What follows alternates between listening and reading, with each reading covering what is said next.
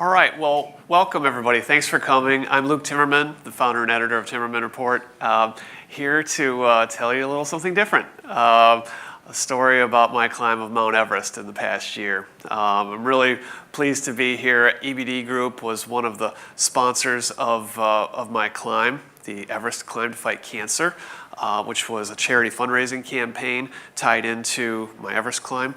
Raised $339,000 all told for cancer research at the Fred Hutchinson Center in Seattle, where I'm from.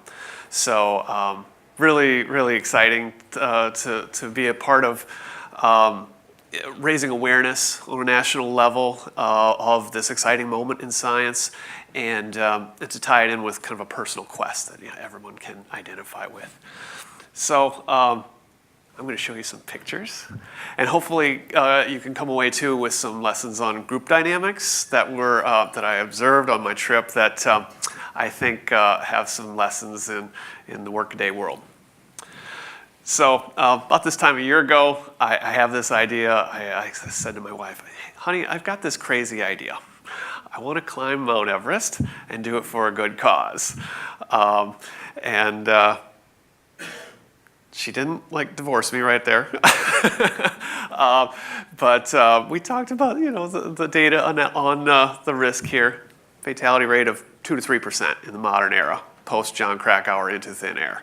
So that seemed to me like an acceptable risk. I was also going to go with one of the best guiding services in the world, and happened to have personally climbed with one of the guides who worked with them. So there was comfort on all sides, and that helped with the people at the Fred Hutch too, who had this question, like, do we want to be affiliated with this? Is this a little too risky for us? But very quickly they got on board, and we're very excited about the potential to raise awareness and money. So this thing starts March 27th. Get on the plane to Kathmandu. And one of the first things you do when you get to an Everest expedition is gear check. Everybody lays out all their items to see, do you have all the right things that you need? Did you forget something back at home? You can go get it at a gear shop, whatever. But what you won't see is any of my gear. Because for the first 48 hours I was in Kathmandu, I was on the phone in the middle of the night calling airports and airlines because they had lost my luggage. The first test of my patience on this 2-month journey. This photo was taken just after midnight, the day of when my team was scheduled to leave at 5 in the morning for the expedition. So I was very relieved when they actually showed up on the carousel. We hopped on fixed-wing aircraft, all loaded up with all our gear. And as you typically happen on both the treks and climbs, you land at this somewhat infamous airstrip at the village of Lukla, elevation 9,000 feet. And the runway is built into the mountain. It's short. You can actually see a little white dot there. That's an approaching airplane going to land. If there's any bad weather, clouds or wind at all, they just don't fly. So there was some anxiety about, will we be on schedule or will we be delayed somehow? Fortunately, we made it on time. And then the trek begins. So this is something that a lot of people do, the trek to Everest Base Camp. For us, we scheduled about 10 days and to go about 45 miles. And it's elevation gain from about 9,000 up to 17,500 at base camp. And you stay in these rustic tea houses along the way. No heat in the rooms, so you pack your sleeping bag and stay warm. But it's part of the bonding experience. It's beautiful country, and you hike for 6 to 8 hours a day and kind of gradually build acclimatization in your system and get to know your teammates. On the way, you see sites like this, the signs of Tibetan Buddhism in the area. The Sherpa people put have their culture here, and you see these prayer wheels with handles at the bottom. And one of the things that we would do to show respect to the local community is to spin those prayer wheels, which is effectively like issuing a chant. Even though none of us were Tibetan Buddhists and can't really do the chants, this is a way of showing respect to the local people and show that we were a guest in their country. How does a lot of the gear get there? All the way up? Yaks do a lot of the work, carrying some pretty heavy loads. And what they don't carry, the Sherpa are carrying. Some of these just incredible back-breaking loads. I don't know what the guys got in there, and hopefully it's like pillows or something. But you see this kind of sign a lot. Just incredibly dedicated, hardworking people doing their job to carry supplies along that trail. You'll notice too, if you look closely, that he doesn't have the latest, greatest footwear. He's walking along in flip-flops on this uneven terrain, and stepping around yak dung and dust and dirt. It's pretty rough. So who am I with? Now everybody's putting on their best faces here. We were staying at one of their tea houses in Namche. And I'll just say that when we came together, this is a group of climbers, 9 climbers from around the world, 3 guides, and it's human nature to kind of size up your teammates. None of us knew each other, with a couple of exceptions. Male, female, old, young, fit, maybe a little less fit, a little less likely to summit perhaps. We make these kind of snap judgments about people. But very quickly, when you're breaking bread 3 times a day, spending all day with people, the sort of superficial stuff kind of fades away pretty quickly, and deeper elements of one's character get revealed. And I won't go through every single person. Everybody's got their own story, but there were a couple of difficult individuals that most of us would agree were difficult to be around and deal with. But one of them had this habit of sort of being a blustery self-promoter, which was really kind of a mask for anxiety that he felt. He would not only just bluster, but insult people, try to put down and engage in one-upmanship. And this was grating, abrasive on a lot of people. But as time went on, this individual began to show that he had some finer qualities, like kindness and generosity toward the Sherpa was one. He was a strong climber, and so he was willing to shoulder extra loads when other people needed help. So we ended up getting along. It took some time and some forbearance, some self-control to say, look, I'm in this for a much bigger goal. I'm not going to let little things get under my skin. So this was part of the teamwork and lessons that I took away, hopefully in a good way on this journey. Now here's the leadership. You'll hear more about these guys as we go on, but on the left is Ben Jones. He's the expedition leader, makes all the big decisions about when we're going to make our bid for the summit, for instance. Next to me is Jangbu Sherpa. He was sort of the number 2 guide, and he was my guide the previous year on Aconcagua in Argentina, and really the one who expressed confidence in me that I could do this. So this is he was sort of like my CEO who showed faith in me that I could take on that big, difficult project, and he was going to back me, and that meant a lot. And then on the other end is Lakpa Rita Sherpa. He was our base camp manager. He's the most famous Sherpa in the world, pretty much, a 17-time Everest summiter. He's performed untold numbers of rescues and has provided a helping hand for many Sherpa in his community, a very poor community, to work in the mountains and make a good living, an honest living, and a very revered figure, a great guy. And partly to pay our respects to Lakpa Rita, we made a little detour to his home village and visited his parents. And this is his mother serving us tea at her home. And she was very proud of her son. So about 10 days in, we make it to base camp. This will be home for the next 6 weeks, 17,500 feet. This is my particular abode. And they made it quite comfortable. I've got a nice pillow there. I had a solo tent, so we had some privacy, at least at base camp. You'd share tents higher up above. When you wake up in the morning, at base camp, it's cold. And my tent mate and I, we joked, but at least we had a nice view of Lakeview Terrace. One of the highlights of your day at base camp is waiting for the sun to come up. We actually would sing the old Beatles ditty, "Here comes the sun, da da da da," because it brought in so much warmth. You could strip off extra layers.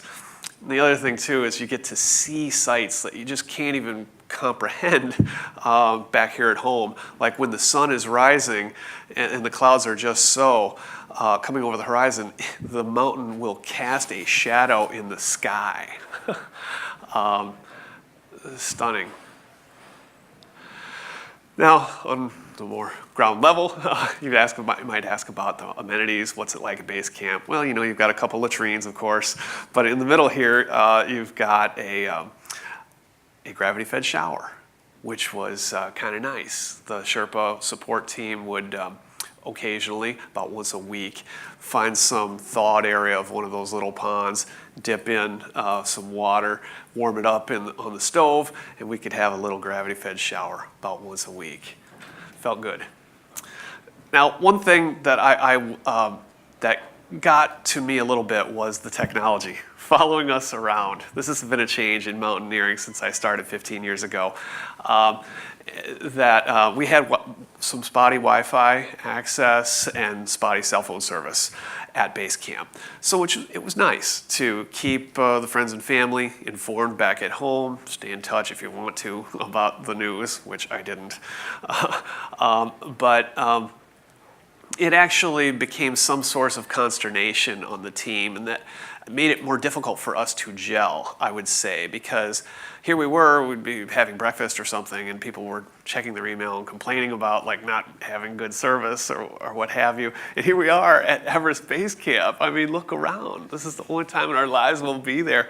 To the point where it actually bothered Ben, our expedition leader, to the point where he almost like a parent chiding a teenager would say, "Hey, everybody, let's put away our phones at dinner time, because let's talk and get to know each other. Actually, it's important for our team cohesiveness. We might need help from each other as time goes on." So my takeaway was that technology is good to a point until it starts to detract from your mission, and don't let it detract from your mission. One of the great things about before getting started was, as I alluded to earlier, immersing yourself in the Tibetan Buddhist culture. Before you go, you have to have a puja ceremony. And this is like a feast for the senses. We're burning sage and juniper, making offerings to the deity. The mountain is considered a deity in Nepal, Chomolungma, the mother goddess of earth. And we were asking permission to do the climb. So showing some humility was very important. There's chanting. There's rice wine, which we drank a little bit, not too much. And it was a solemn kind of religious type ceremony for an hour or so, and then it becomes a little more festive. So we did a little bit of singing and line dancing. We tried to stay in step, and this was our whole Sherpa support team lined up with us climbers interspersed. So this was a good moment for togetherness. And just after the puja, I thought I'd show a short video of what the weather was like. You'll hear some narration from one of my teammates, Geneva Keaton.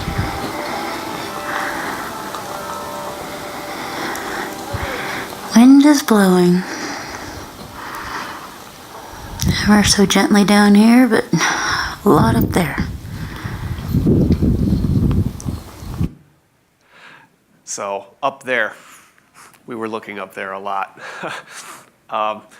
Now, I'll get to later the wind and the waiting around, but another important aspect of our climb was this sense of team togetherness and gratitude. On the left is my friend Jose from Mexico City and Brian from San Diego. Jose had this habit of punctuating his sentences with the phrase, "Thank you, my friend." So when one of the Sherpa would bring tea or our meals, "Thank you, my friend. Thank you, my friend." I can't quite imitate his accent, but you get the idea. And it was just infectious. It really felt good to be around him in that spirit. And I think it rubbed off. I felt more grateful. I think I expressed it a little more openly. And hopefully that all helped. I think, like many things in life, these spirits are infectious. And I wanted to be one of those people like Jose who was radiating positive feelings. And this is part of it too, our cooks. On the right is Gopal. He was in charge of cooking for 25 people. That whole group of people, the climbers, the guides, fellow Sherpa who were there doing their jobs.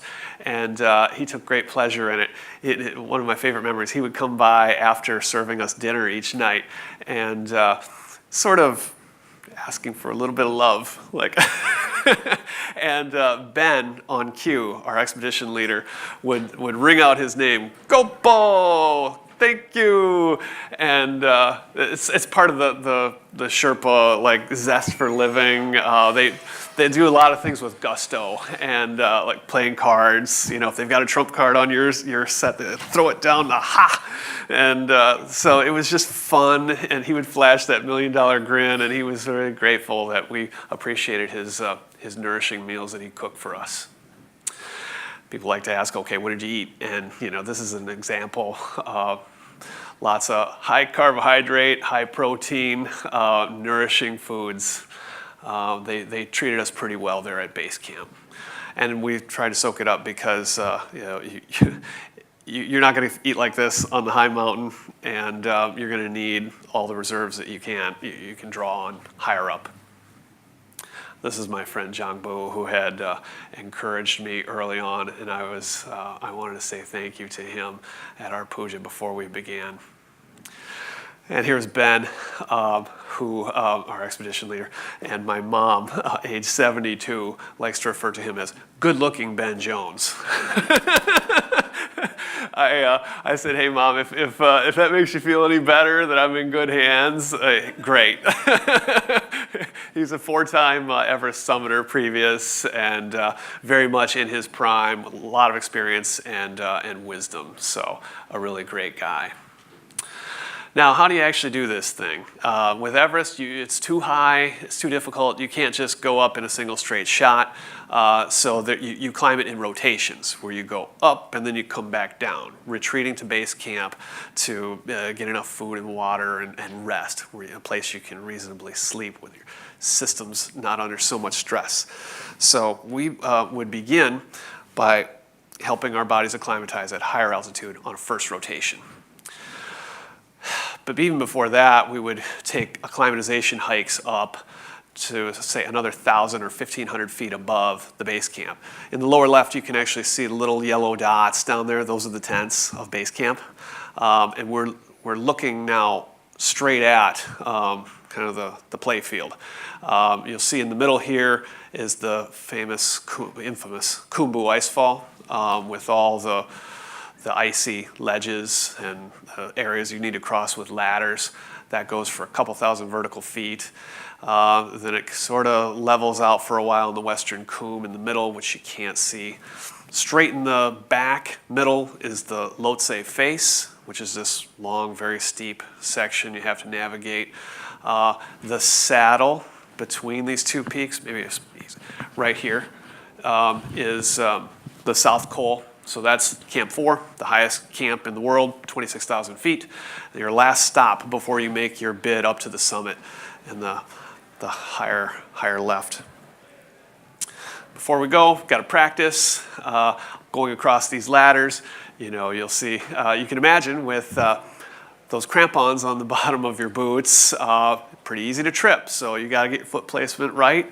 We practiced a lot. Get your balance with those ropes to go up through the Khumbu ice fall.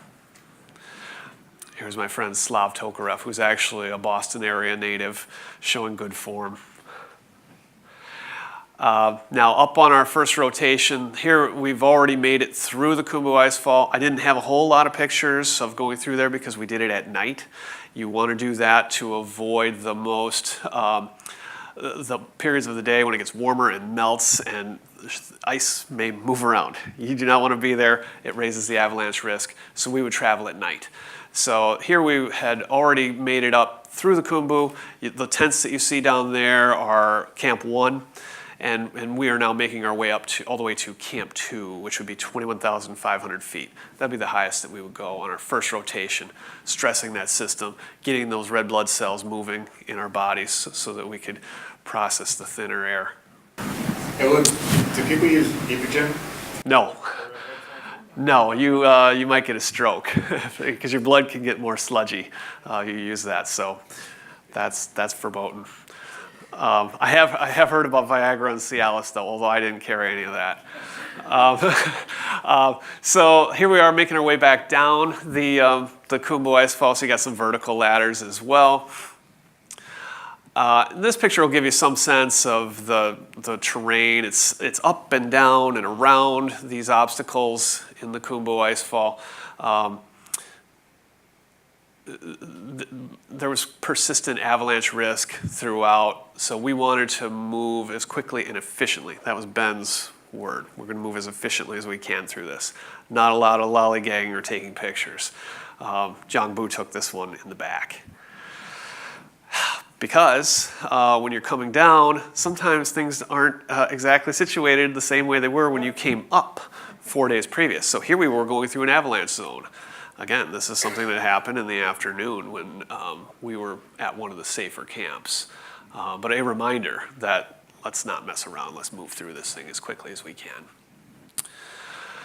I like this as just a one show of teamwork. So, you've been working on this around the dinner table and getting to know your teammates.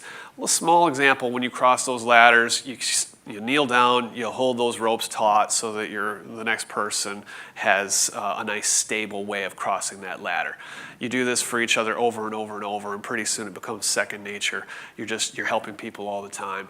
We also had a buddy system, like little things that I think were consciously cultivated by our team leadership because it might be helpful later.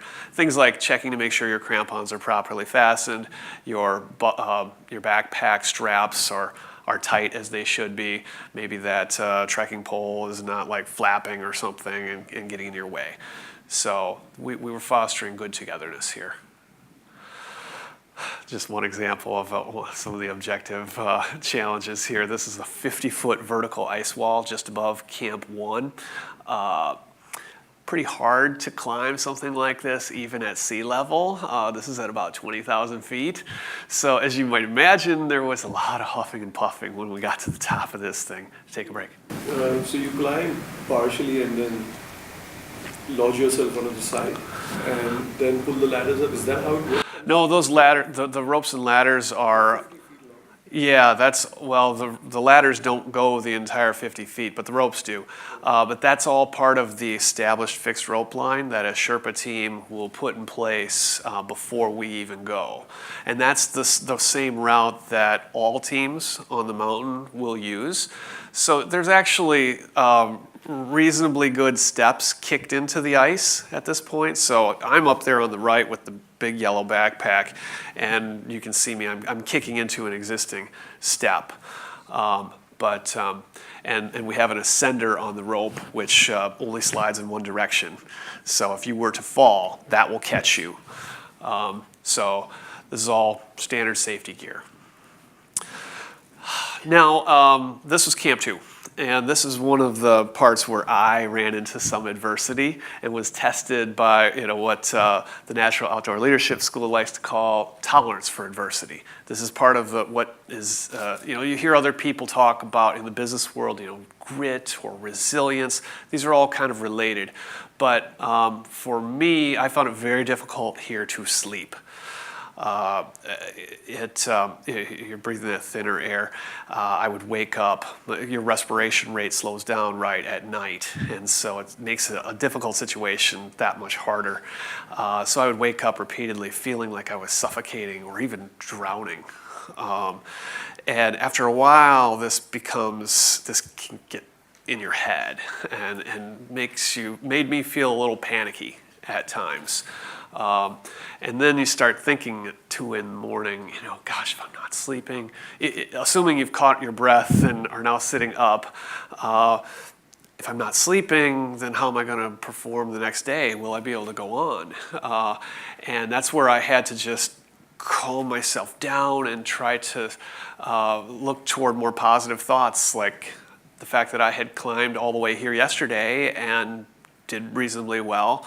I thought maybe once I just get some food and water in me at breakfast and get upright, I'll feel better. I'll get those lungs fully inflating during the day, and it'll be better. There were a couple nights that were hard like that at this place. Did you take Diamonds?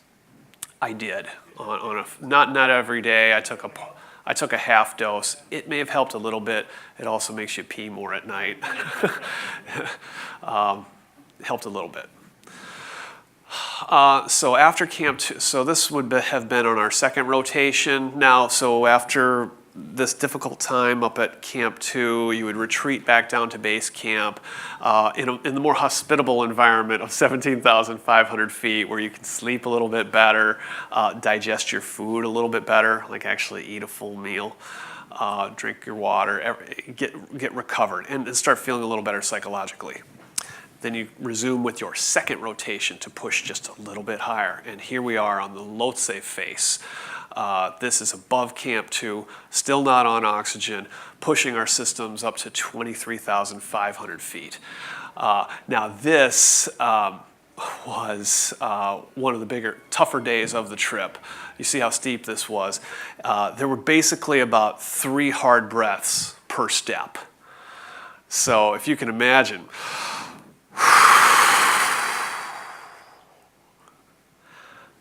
3 times, and then 1 step. 3 hard times, and then 1 step. That was that kind of day. But all of us held together, and we made it. We had a nice little lunch up there, and had tested our systems, and got back down to Camp 2. You're all roped together there? No, we're running on a fixed rope line. We're using our own independent ascenders. Now we rappel back down. This is that same 50-foot vertical face you had seen earlier. Ben had gone down ahead of us, and in this case, he's aiming his camera back up. And Jose is on my left, and this is me on the right, and we're like kicking ice when we're coming down, and so that leaves the nice effect on Ben's camera. So then we get back to base camp. What you got to do first is some laundry. Things are a little grungy. That felt good. You look around at the sky, the weather forecast. When's our shot going to come? Things are looking pretty good. Got a little time to get a haircut. My hair had grown out long, and it was blowing in my face, and I just this is another thing that's irritating me. I can't have it, so please cut. And Geneva thought this was amusing, so she took a picture. And as we're waiting around, looking at the weather forecasts, Ben, our leader, is weighing all of these factors, such as what kind of shape is our Sherpa supply team in? Can they run all of the supply lines up in time ahead of us, like food, like fuel, like oxygen canisters, particularly at Camp 2 and Camp 4 again. And so what's the schedule look like for them? How about those other competing teams? There's maybe 20 other commercial guided outfits up there, and they're all waiting for the fixed rope lines to get established all the way to the summit. Now, they had been established early on to Camp 2, but a weather window needed to open for that fixed rope line to get established before anybody could go. And as often happens, lots of these teams, they all get antsy. They want to go at the first opportunity. And Ben knew from years past that that was going to create a bottleneck possibility. And the longer the time that you spend out there, all the risks start going up. Fatigue, the simple math, the more time you're out there, the greater the chance of avalanche or rockfall. He didn't want any part of that. So he was creating a schedule that would take into account good weather. Do we have enough time to get our supply lines in shape?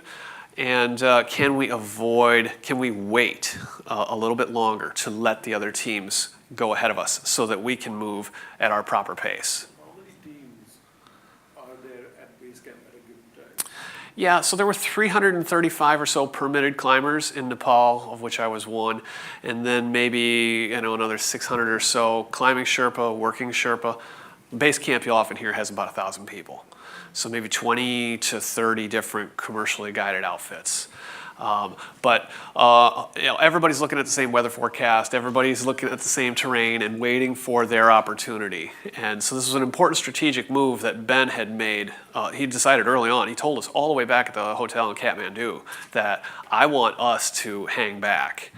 This will be a test of your patience. We're gonna let those other teams go. And we're going to go so that we can move more efficiently, more safely, and hopefully have a more enjoyable experience. We had some long conversations about this at night in the tent. Not everybody was on board. People wondered, well, what if the weather window closes? You're looking at all these historical models, Ben, but there's climate change going on, right? I mean, what if the monsoon moves in sooner and snows out and ends the season early? We could all get skunked. There was a lot and again, the internet, the Wi-Fi. Everybody's checking various forecast outlets that you can find online. I personally had made peace pretty early on that I trusted more of the data that Ben had gathered. He had a professional meteorologist, and he would compare his professional meteorologist predictions and models with those of other guided outfits. He was drawing on a lot more data and experience than Dr. Internet Meteorologist. But still, this was a point that Ben needed to clearly explain himself over and over. What we were doing, why we were doing it. He did it very calmly and patiently, and he may have gotten a little testy at times, but it was a good exercise of his leadership. So here was our shot. Break camp, 3 a.m., May 18th. And now that we're feeling better, more acclimatized, we've put in all this time, we made a straight shot all the way to Camp 2, 10-hour day. No messing around. Weather forecast was suggesting that maybe our weather window was going to be 4 days, maybe it was 5 to get all the way up there. So we needed to move quickly. There would be no messing around. And but on the way, things happen. Things happen that aren't always in the plan. And that the thing that jumps out at me about this photo is that green helmet that you see there in the middle. My friend Jay. We were on oxygen at this point. We had started it just above Camp 2, and we're moving pretty well. This is right here we are at the Geneva Spur at about 8,000 meters, one of the last very steep, difficult sections before the South Col. But on our way that day, my friend had set down his helmet at a brake stop without clipping it to his backpack. So, whoosh, thunk, thunk, thunk, thunk, down it goes, the mountain, 3,000 feet. Like, you'd never find this thing. There's no going down to get it. And nobody had spares. So, and you're still heading up, there's rock falls around. I mean, it's not really safe to go up without a helmet. Somebody above you on the fixed rope could drop a water bottle, right? And come down and hit you in the head. I mean, you don't even want to think about it. So we had to figure out what to do. And this, Ben had to think about, what do we do in this situation? I can't, allow someone to go without a helmet on my team. So Jang Bu had a bright idea in the back. He said, I'll tell you what, why don't you take mine, which is the green helmet. You wear it, I'll wait here. and some other Sherpa coming down who is running supply lines maybe just maybe has an extra one for me so that I can go up. And as it turned out, a couple hours went by. He did find someone who was able to part with a helmet, and he joined us up at the South Col. But it was one of those, showing some poise under pressure. It would have been very easy to point fingers and mutter about how stupid and careless somebody was being, right? None of that. This was just, everybody's got their eye on the prize at this point. What are we going to do to get ourselves out of this? And I thought that was a good example of just staying calm and poised and clear-headed. So now we're there, the South Col. And this is a stunning place. Nothing like it that I've ever seen. Ice and wind-swept terrain. You got to have your sunglasses on at all times because it's bright. Now here was a sign of that dedication. I call this the setting yourself up for success slide. All of those oxygen tanks had to be carried there by our Sherpa team to provide the safety margin for our whole team. These weigh 8 pounds apiece. Individual Sherpa would carry typically 4, so maybe the strongest young buck on our team would carry 5 in one shot to get it all the way up here to 26,000 feet. And they're not using any of the oxygen to get it there.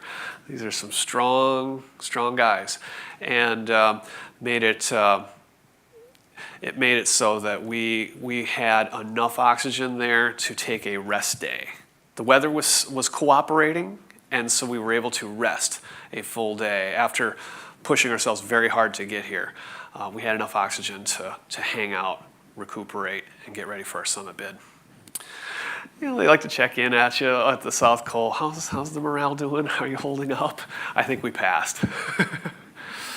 Now, most of the time when we're not eating, this is what we're wearing the oxygen. You could sleep up here much easier on a low flow, maybe a 1 liter flow or half liter was really all you needed, which was good. Gonna pack your food for summit day on your rest day. And I'm sorry, this is sort of like a Costco product placement here, but very simple sugar, goo, gummy bears, nuts and cheese, things that you can imagine that you could just like rip and down very quickly during a break on a very demanding day. I ended up only eating 1 goo on summit day for reasons I'll get into. So this begins. Alarm goes off 9:30 p.m.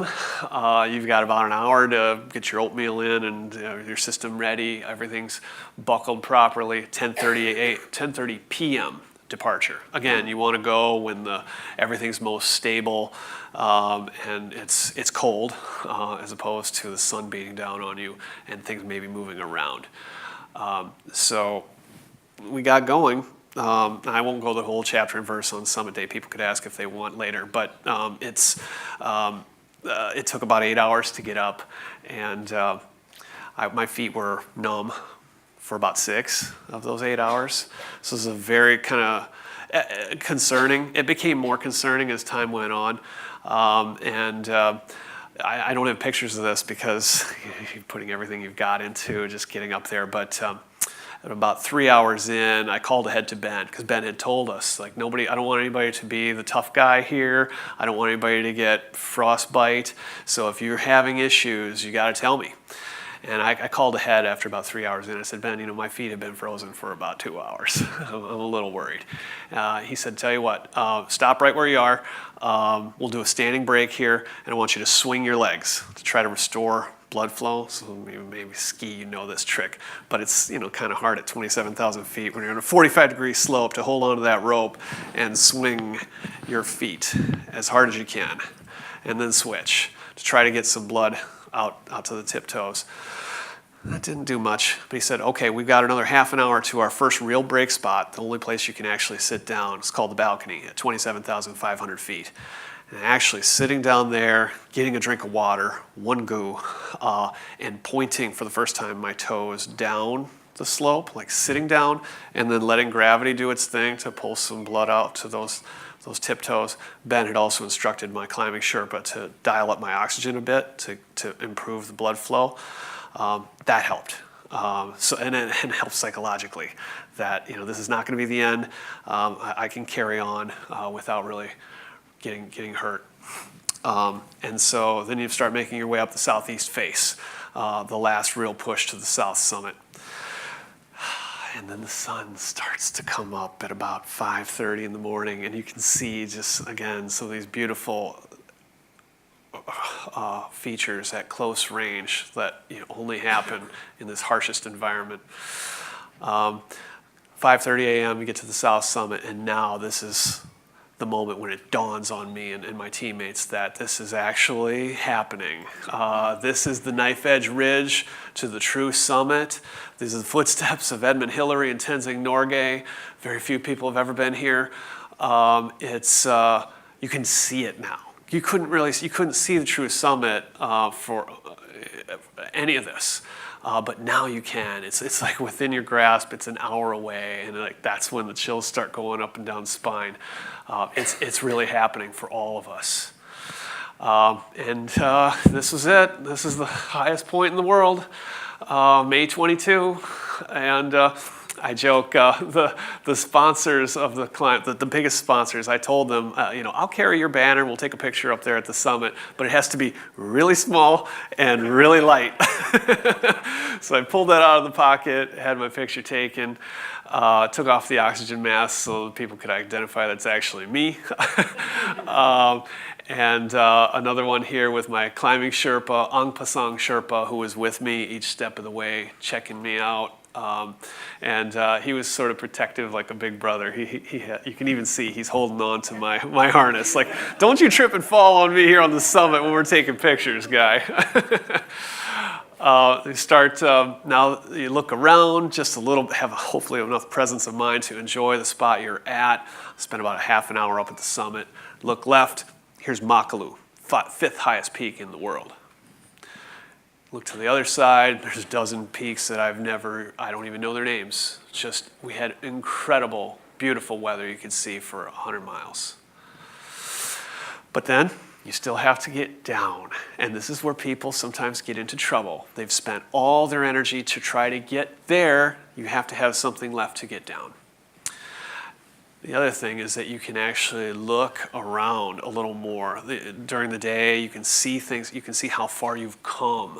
Here we are again at the South Col, looking down that at Nuptse on the left, the Western Coombe is that long runway all the way up to Camp 2. Down below the clouds, you can't even see Camp 1 or Base Camp, but they're there below the clouds. It's just stunning. Oops. No, we won't get there. But before you're totally out of the woods and you can celebrate, you got to make one more trip through that Khumbu Icefall. And things are melting again. And if you need any reminder at all, we're going up and around some of these obstacles that are the size of a bus or an apartment building. This giant ice block looks like it's kind of tilting a little to the left. I don't really remember it being in that position on the way up. I think it was kind of leaning like the other way. It's like, all right, again, let's move as efficiently as we can through this thing because this is a dangerous place. And then at the end, we get back to base camp. We can start. We can have some other beverages besides water and Gatorade. This is my friend Slav here from Greater Boston. And you can't see everybody's in this picture, but we all made it up and down safely, all 8 of us, all the fingers and toes intact, just as Ben had hoped, celebrating in Kathmandu. And this, to bring it full circle, was where I drew my inspiration, the whole Climb to Fight Cancer campaign. There's an obvious metaphor between climbing Everest, the long, hard road, the resilience that it takes to get up and down and do this. It's a lot like doing science. And this was just a picture that I had taken during, right after Christmas of last year. I visited the lab at Fred Hutch where Phil Greenberg's group was working on engineered T cells therapy for ovarian cancer. It's just an example of the kind of people that have got great stories, great goals of their own, and it thrilled me that my campaign could inspire them while I was inspired by them. And the thing that I'll leave you with, since this is a scientific business audience as well, is this a greeting that you'll often hear on the trail in Nepal, namaste. And it translates in different ways and different contexts, but commonly it's, as a greeting, it's just, I bow to the spirit within you. And that is something that I take to heart. I've tried to bring home with me, to be grateful, as I alluded to earlier, and for the gifts that we're given, and try to help people be uplifting. And so I recognize I'm in a room full of people doing amazing things, and namaste. I bow to the spirit within you. Thank you very much.